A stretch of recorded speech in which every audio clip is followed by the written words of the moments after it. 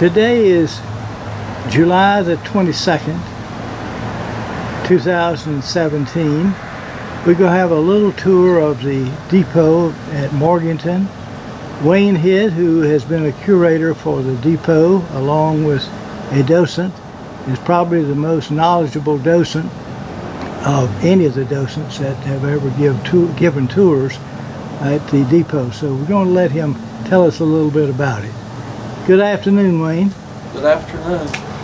This building and museum was restored how it looked in 1916.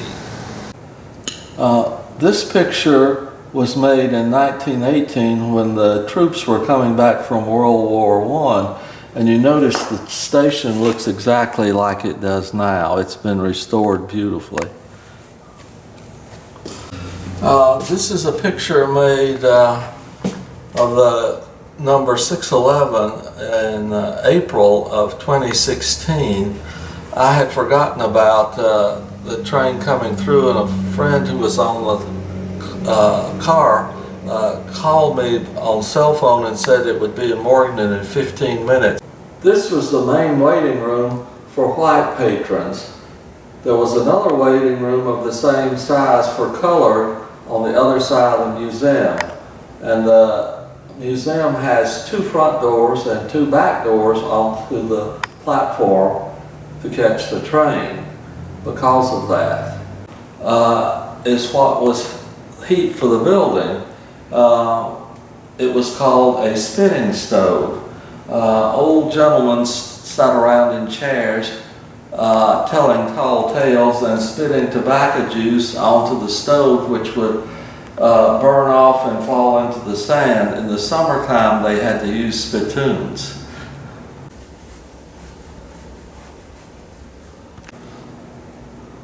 These are a collection of lanterns given by Jeff Stark. They were used to signal all sorts of things. Different colors did different things. This is a very important collection. This is the Bridgewater station, which is long gone. And then we also have a picture of the Nebo station, which is long gone. Here is the Morganton Depot in the 1870s. That earlier depot was across the track. This picture is looking eastward. This is a fire extinguisher, which is basically a bucket of sand before they had modern type fire extinguishers. This is fine dining china that you could eat on the train. They had very good meals, and it was very, very pleasant to do. This is a train schedule from 1871. If you left Statesville at 10:05, you would arrive at Morganton at 2:05, and you can drive it in about an hour now. This is the Hunt House Hotel, which stands where the Wells Fargo Bank is now. It burned in the Great Fire of 1893. The lantern belonged to Doug Walker. He was the original curator of the museum and was instrumental in getting it set up so it's like it is now. This is a map of the Southern Railroad. It's everything in red in this area.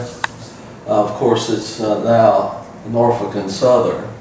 The bell was to signal when a train got to a crossing. It makes a loud noise. This is a ticket cabinet that you could buy a ticket to go almost anywhere in the United States right here. And there are rubber stamps for different cities.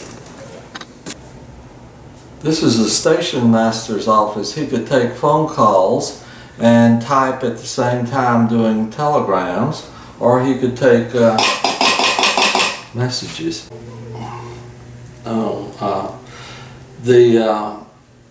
If people wanted to send messages, they sent a telegram, and it would come in here, and they would give it to a boy on a bicycle who would deliver the message to the home for a tip. So messages could get sent very quickly, relatively speaking. Teddy Roosevelt speaking here, March 22nd, 1912.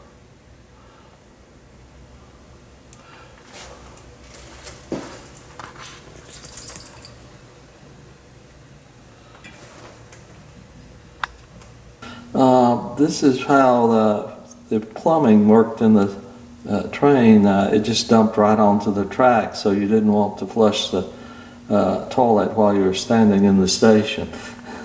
This is a gauge for determining the width of the track so the train wouldn't fall off. It's very important.